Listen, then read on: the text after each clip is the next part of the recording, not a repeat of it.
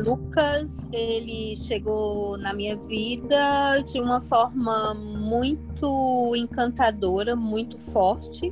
Na época, eu já tinha uma filha biológica, na época com 15 anos, de 14 para 15 anos, e o meu sonho era ter uma família grande. Ele estava com 24 horas de nascido. No primeiro momento, nada foi notado, né? A gente só quis acolhê-lo e receber com todo amor, de todo o coração. E após mais ou menos 35 a 40 dias, foi que nós começamos a notar que tinha algo diferente nele. Ai, tô te esperando. Vem, vem, vem. Vem, Kiara! A gente começou a olhar, né, nas redes sociais, amigos nossos que tinham tido filho 2 meses depois da gente. E as crianças, os filhinhos, né, as crianças endurecendo a perninha, fazendo passado na grama.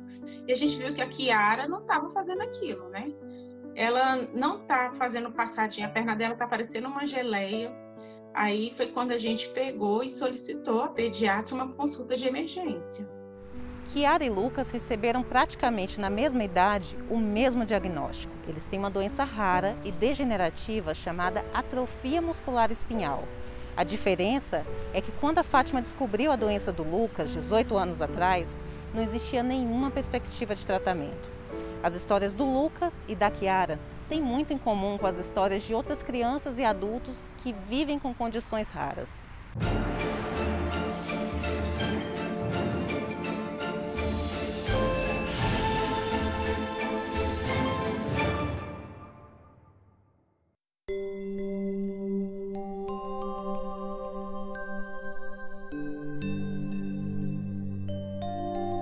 Ele foi diagnosticado com atrofia muscular espinhal tipo 1, e agora? O que é que eu vou fazer? Então, na época, eu ouvi, olha, infelizmente, seu filho tem uma doença que vai matá-lo em pouco tempo, não crie expectativas, não há tratamento, sequer existem pesquisas para tratar a doença do seu filho.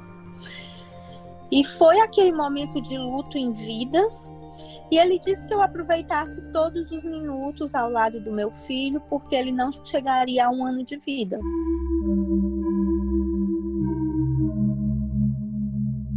Uma doença é classificada como rara quando se manifesta em até 65 pessoas num grupo de 100 mil. A maior parte delas é genética e 75% afetam crianças. Elas têm essas coisas em comum, né? Então, crônicas, fora de perspectiva de cura, né, de difícil tratamento. E, né, aqui no caso do Brasil, a gente pode considerar também um outro fator.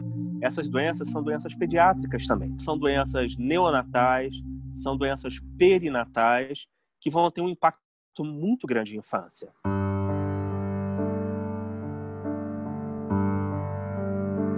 Aí ele completou 1 ano. E muito feliz, muito alegre, né? Sempre com aquele olhar muito expressivo. Então começou a nascer em mim, sabe, uma esperança. Maior do mundo, como é grande o meu amor por você. No hospital que ele deu entrada, antes dele, nenhuma criança tinha sobrevivido a essa doença. E desde quando ele passou nesse hospital, outras crianças foram sobrevivendo, outras crianças foram tendo a oportunidade de voltar para casa, mesmo que de uma forma diferente, com aparelhos, com sondas, né? Mas tiveram a oportunidade de estar com a família.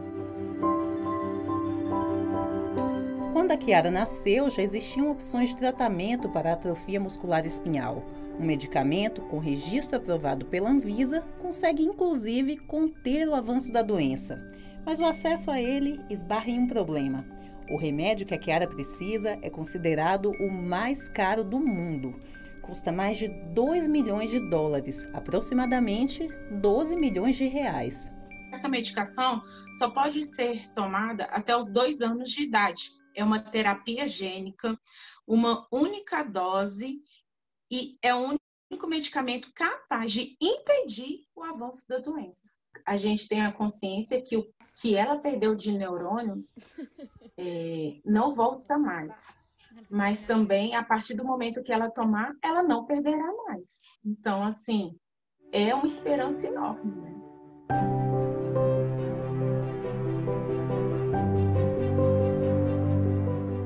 Que é a realização de um sonho, porque depois que a gente soube disso, a gente não tem outro sonho. Acho que a nossa meta de vida... Vamos, querida, vamos dançar, querida. Vamos, amor, vamos dançar, vamos. O que a gente busca com a terapia gênica? Busca, se o indivíduo tem um gene com um defeito e esse gene codifica uma proteína que não funciona, nós vamos, então, digamos assim, trocar esse gene, colocar um gene normal, e esse gene normal vai codificar uma proteína que funciona. No Brasil, nós já temos 2 terapias gênicas aprovadas, uma para um problema de retina, uma doença genética da retina, e outra para atrofia muscular espinhal, então já estão aprovados pela Anvisa, já podem ser utilizadas no Brasil. Depois de uma campanha que se espalhou pelas redes sociais e pelas ruas e arrecadou mais de 5 milhões de reais, o Superior Tribunal de Justiça determinou ao Ministério da Saúde complementar o valor. E assim, a Chiara conseguiu fazer o tratamento. O Ministério da Saúde não consegue, obviamente, tutelar e proteger absolutamente todas as pessoas com doenças raras. É um problema mundial. A Organização Mundial da Saúde, na última Assembleia Mundial da Saúde, que foi realizada em 2019, aprovou uma resolução e todos os países membros signatários dessa resolução estabeleceram a necessidade de se fixar mais transparência na definição do preço desses tratamentos e se permitir que haja uma possibilidade de negociação, ou seja, permitir que o laboratório possa negociar com os países para permitir de uma forma mais facilitada a incorporação dessas tecnologias, desses medicamentos pelos sistemas públicos de saúde e evitar que haja judicialização. Existem de 6 a 8 mil doenças raras que podem ser bem diferentes entre si. Mas, em geral, as dificuldades que as pessoas enfrentam são bem semelhantes. Há um grande desconhecimento sobre essas condições raras, o caminho até o tratamento em centros de referência costuma ser longo e apenas 3% dessas doenças têm tratamento medicamentoso. Poucas doenças raras têm tratamento medicamentoso, mas aquelas que têm algum tipo de tratamento medicamentoso vão ter a dificuldade, né, do custo. Então, são medicamentos de alto custo, em sua maioria. Por quê? São os medicamentos que a gente chama de biológicos, são enzimas, são proteínas, são substâncias que não são extraídas diretamente de plantas ou, né, não são antibióticos. Então, são substâncias mais complexas que são mais caras.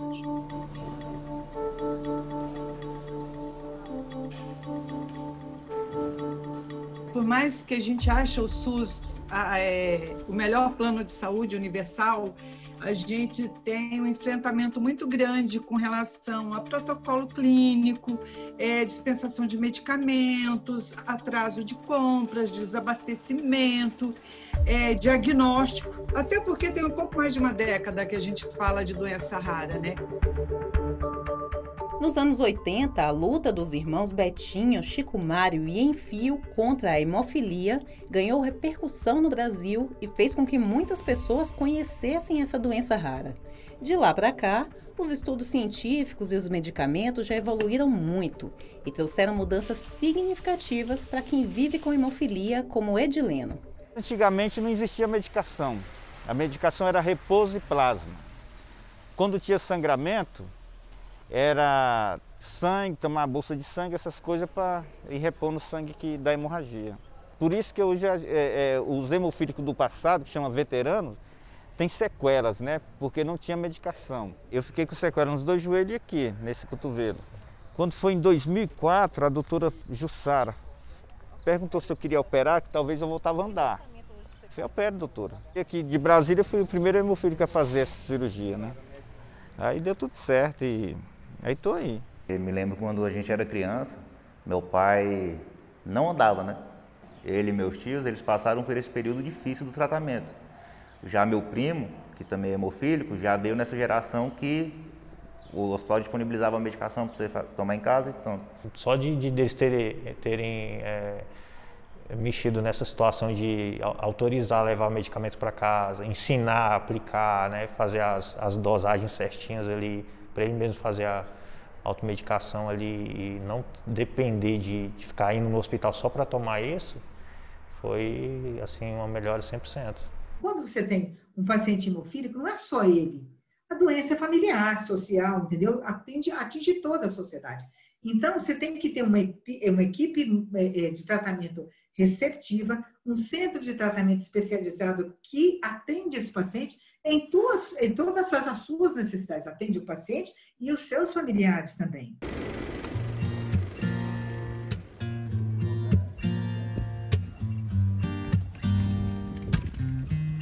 O Lucas hoje ele faz o tratamento com o medicamento Inspirasa.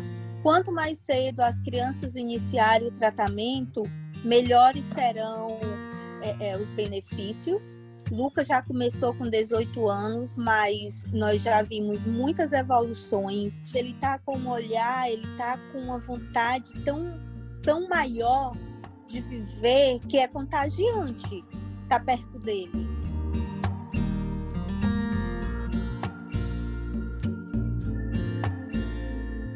A gente aprendeu que vida é vida, vida não se compara e que toda vida tem que ser preservada e lutada e que como pais não existe limite para lutar por um filho. Cadê? Fale,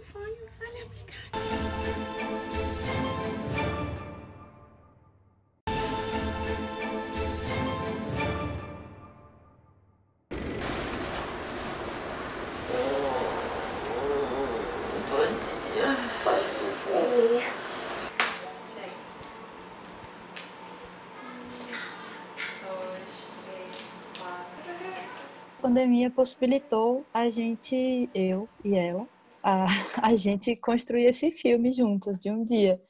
Porque justamente é um dia que a gente consegue ter uma noção do que os pacientes de fibrose cística precisam fazer todos os dias. No caso de Olga, uma criança de 4 anos. 1, 2. Eu queria que ela se visse também, porque até isso também se vê na tela e se reconhecer. Pula, pula, pra crescer e estourar. Em relação ao Covid, sim, a gente trata Olga como grupo de risco e a gente tem bem mais cuidado por causa disso. Tanto que a gente sente que muita gente já voltou à vida normal e a gente continua no isolamento severo. A gente só sai realmente para o que é necessário e com todos os cuidados.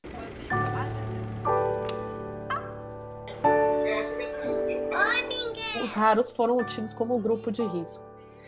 Esse termo, grupo de risco, é um termo que impacta muito na vida das pessoas, né? Porque elas viram estatística, porque elas têm medo de serem as primeiras, porque se sentem vulneráveis, né? Então, é o grupo de risco que já sente esse receio, esse medo, né?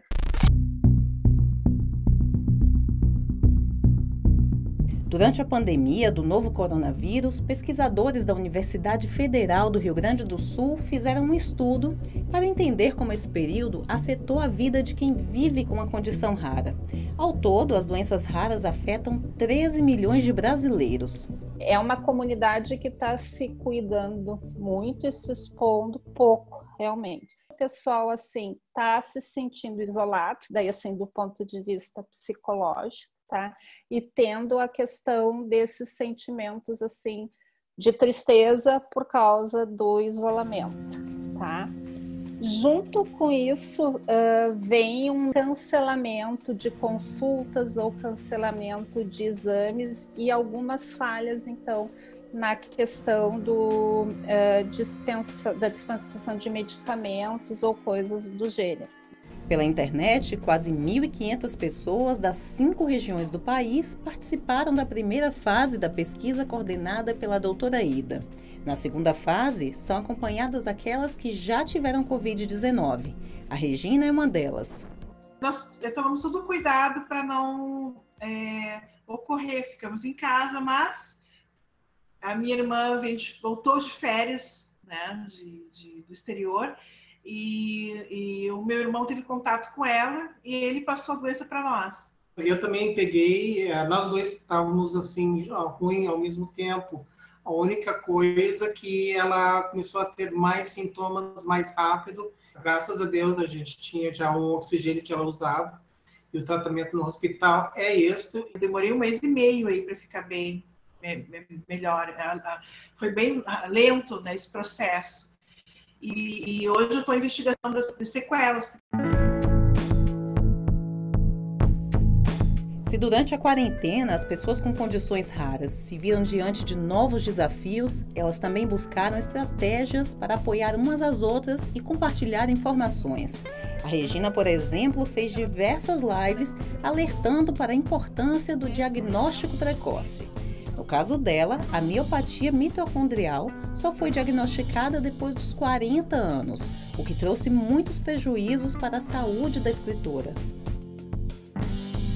Eu fui para os Estados Unidos para fazer uma investigação. Ao todo, foram 45 instituições de saúde que eu fui, entre consultórios, clínicas e hospitais. Quem já passou por isso pode realmente ajudar a quem está começando, né, uma nova vida, né, aceitar um novo diagnóstico. São jornadas, às vezes, longas, sempre complexas, né, e né, o que a gente precisa é melhorar a sensibilidade dos sistemas de saúde para tentar diminuir esse árduo caminho que essas pessoas acabam percorrendo, né, nas suas vidas até conseguir fechar alguma coisa aí de concreto em termos de diagnóstico. Comecei o coquetel mitocondrial e a partir desse coquetel eu comecei a caminhar novamente, porque nesse momento eu já estava numa cadeira de rodas, não tinha mais energia para fazer nada. Aos poucos eu consegui voltar a caminhar, ter mobilidade novamente e a partir de então eu só melhorei. Eu desconhecia o valor realmente de viver e poder estar bem para um dia caminhar, sair, porque nesse período nós temos altos e baixos, então às vezes, tem muitas vezes que nós ficamos em casa, né, por dores ou por crises, né, passamos por crises constantes, então quando você está bem, você valoriza muito tudo. O que a gente aprendeu que o SUS vai poder usar depois da pandemia para esse grupo? Essa questão das consultas presenciais que foram canceladas, elas passaram a ser feitas por teleconsultas, teleatendimento. E o pessoal gostou do teleatendimento. Eu tenho uma convicção que o atendimento de uma pessoa que tem doença rara, ela não pode ser feita só por teleatendimento, tem que ter consulta presencial, mas a gente pode combinar as duas coisas.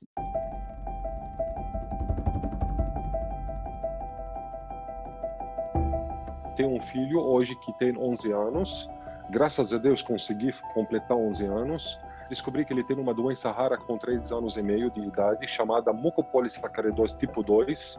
Fiquei, claro, desesperado, eu, toda a família. Uma doença que nunca tinha ouvido falar. Aliás, fiquei 2 meses para pronunciar o nome da doença, né, para entender como fala essa doença. E que me assustou mais foi falta de conhecimento dos médicos nessa doença. É isso que me levou, junto com os médicos, com o geneticista, que conversava muito, discutia muito o que podemos fazer, a fundar a Casa Hunter.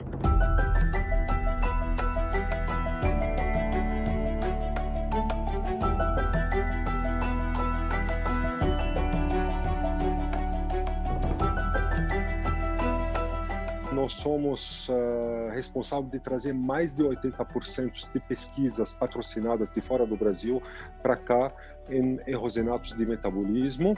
E somos responsáveis, agora estamos em fase de construção, né, da Casa dos Raros, que é o primeiro centro na América Latina de atenção integral e treinamento em doenças raras em Porto Alegre. A Casa dos Raros, ela nasce de duas iniciativas que já estavam em andamento.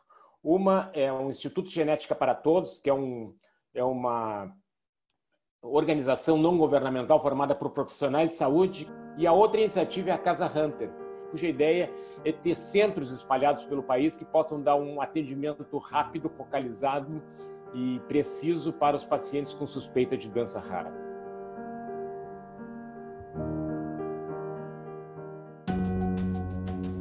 O projeto Genomas Raros, coordenado pelo Hospital Albert Einstein, em parceria com o Ministério da Saúde, é outra iniciativa para aumentar a capacidade de diagnóstico das doenças raras. Até 2023, o hospital pretende atender cerca de 4.000 pacientes do SUS, que serão selecionados por médicos nos centros de referências de doenças raras. A gente vai receber uma amostra de sangue do doente, pegar o DNA, extrair, sequenciar todos os genes, ou seja, todo o genoma dele, procurar o que tiver de errado nesse paciente, tá?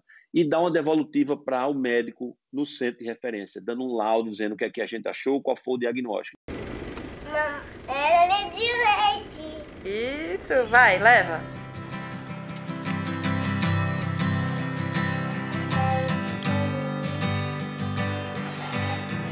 Uma coisa que eu falo para todo mundo que convive com a gente é que não trate Olga como doente, assim, porque Olga não é doente. Olga tem uma condição, que é a fibrose cística, que precisa fazer o tratamento, mas que ela pode fazer qualquer coisa. Não tem nada que ela não possa fazer. Ela pode fazer. E ela deve fazer. Não é negar a doença, a gente informar sobre ela, mas também a gente não pode negar a infância, né? Eu sei que a gente está fazendo o melhor para que ela fique bem e realmente a esperança é ter acesso a esses medicamentos que podem garantir uma melhor qualidade de vida. Meu coração não se cansa.